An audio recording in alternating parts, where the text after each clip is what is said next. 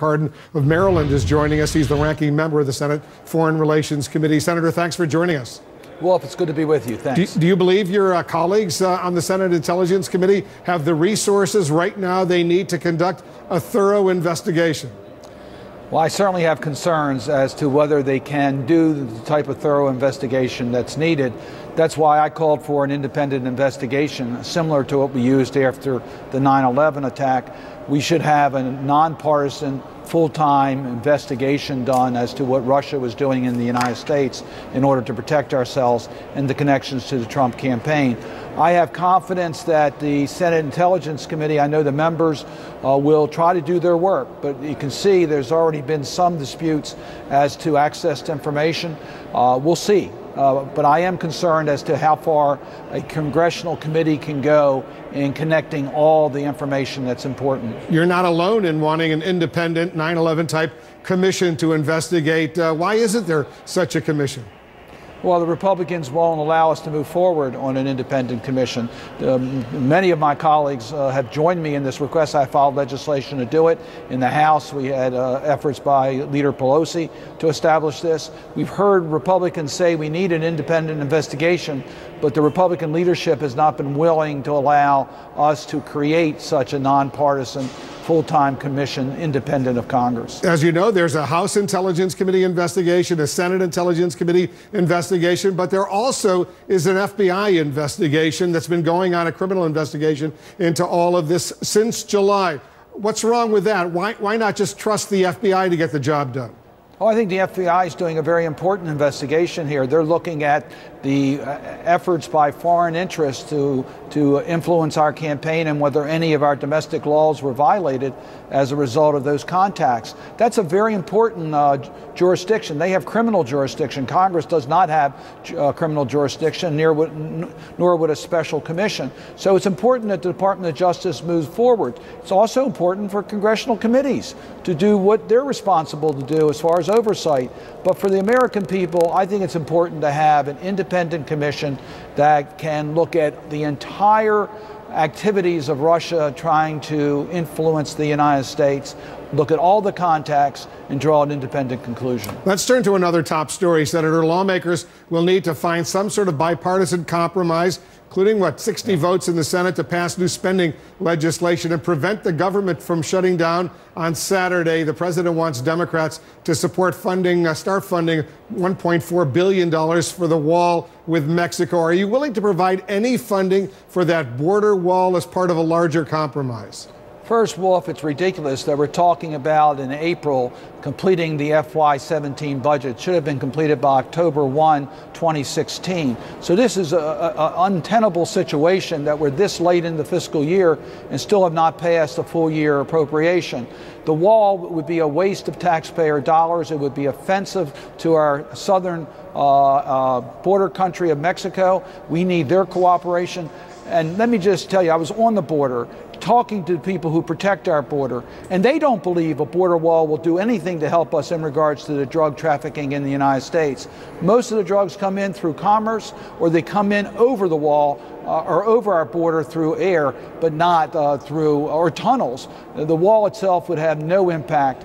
This is a waste of money, and it is counterproductive to getting the type of cooperation we need from Mexico in trafficking of individuals or drugs. Are you willing to shut down the federal government this weekend if that funding is included in the spending bill? In other words, would you allow that one issue to stop the government from operating?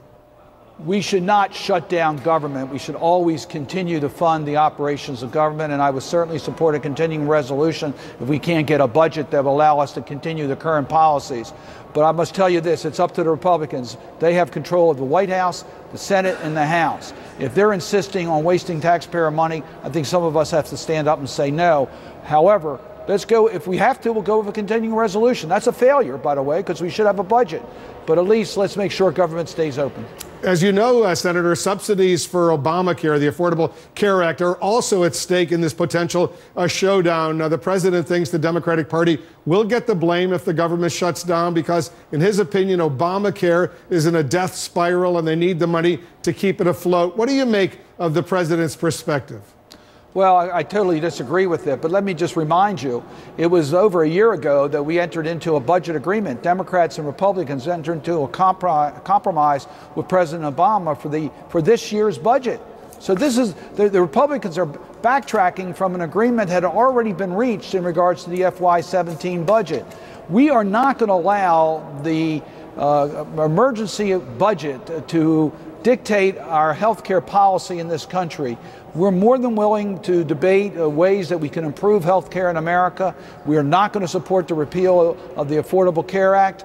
And if the president tries to do this through taking away the subsidies for hardworking Americans who need that for affordable health care, we're going to have that debate in this country. Senator, we're getting new information on North Korea, the threats coming from North Korea right now. Let's take a quick break, resume our conversation right after this. We're back with Senator Ben Cardin, the top Democrat on the Senate Foreign Relations Committee. We want to talk to him about the situation with North Korea. Senator, stand by. President Trump pressed the issue to members of the UN Security Council at a White House luncheon today. The status quo in North Korea is also unacceptable, and the Council must be prepared to impose additional and stronger sanctions on North Korean nuclear and ballistic missile programs. This is a real threat to the world, whether we want to talk about it or not. North Korea is a big world problem, and it's a problem we have to finally solve. And now North Korea is detaining an American professor. CNN's Will Ripley is in Pyongyang on his 12th visit to North Korea. He has an exclusive report. Will, you're learning new information. Update our viewers. Well, we know, Wolf, that this American citizen was detained over the weekend at the Pyongyang airport. This is the main entry and exit point of the country. But the status of his case right now is about as clear as the weather here in Pyongyang, which means we can't see anything. We don't know anything. We don't know where he is. We don't know the conditions he's being housed in. But what we do know is that this underscores what the State Department calls a real danger for Americans who visit this country. He was just steps away from boarding a flight out of North Korea. But something happened at the Pyongyang airport, and now an American citizen is in custody. This airport is one of the only ways in and out of North Korea. Just a handful of flights pass through on any given week. And it was here that North Korean authorities detained a man over the weekend as he was trying to board a flight out of the country. Kim Song-duk, who goes by Tony Kim, had just finished several weeks of teaching at the Pyongyang University of Science and Technology, a private institution where foreign professors, including Americans, teach North Korean students.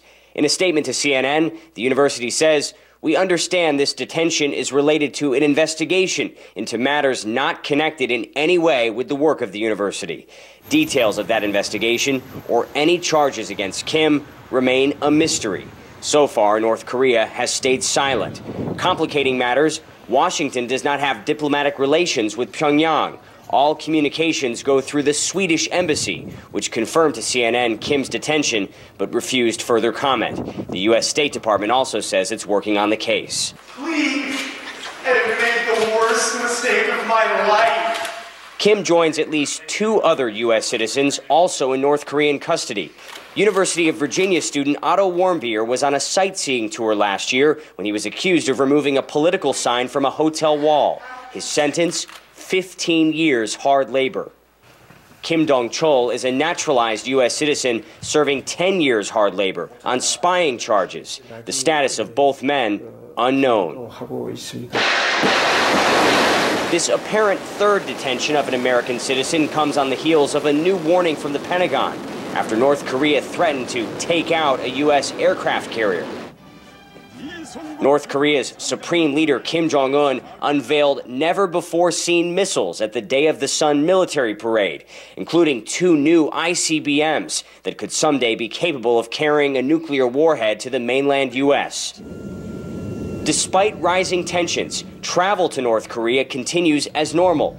More than 100 people boarded Monday's only flight from Beijing to Pyongyang, including dozens of tourists.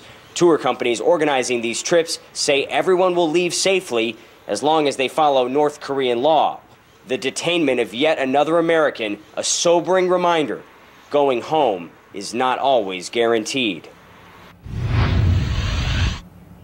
At least 14 Americans have been detained here in North Korea over the last decade. And in the past, the former director of national intelligence, James Clapper, came here to secure the release of 2 of them. Former President Clinton was here back in 2009 to secure the release of journalist Laura Ling and Yoona Lee. But what's complicating the situation now, Wolf, is that the DPRK considers this a wartime law situation in regards to the United States. So they're treating U.S. prisoners very differently, and it makes it much more difficult, perhaps, for the Trump administration to try to negotiate and secure their release. So we really don't know what's going to happen.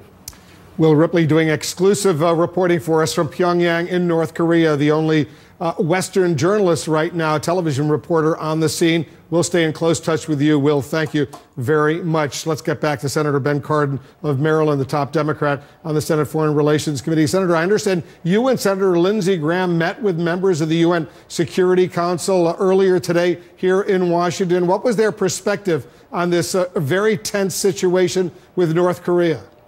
Well, I thought we had a very honest exchange of views with the ambassadors to the Security Council of the United Nations. And we did talk a great deal about North Korea and its behavior on its nuclear ambitions and its use of creating more ballistic missile capacity, including intercontinental ballistic missiles.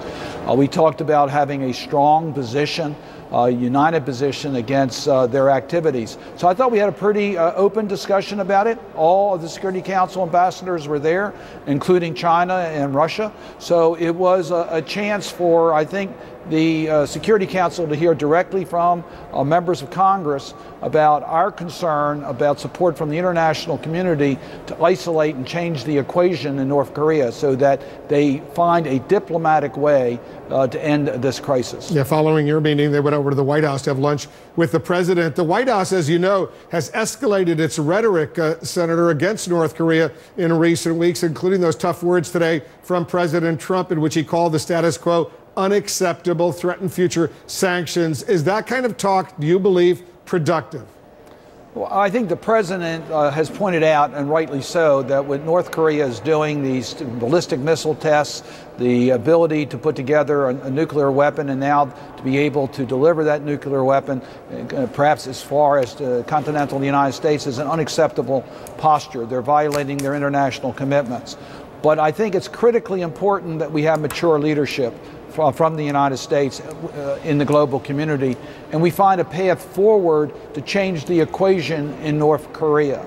That means we got to engage China so that it's in North Korea's interest to sit down and negotiate a peaceful end to this development of nuclear capacity. We want to see denuclearize Korean Peninsula. That's what China wants. That's what the United States wants. So I think it's important that we find a path forward. My concern with the White House is that they have not shared with Congress a coherent policy in North Korea. We need to have that policy in place so we know our objectives. I am concerned as to whether the Trump administration actually has such a policy. Senator Cardin, thanks for joining us. My pleasure. Thank you. Coming up, former President Obama breaks his silence with his first public appearance since leaving office.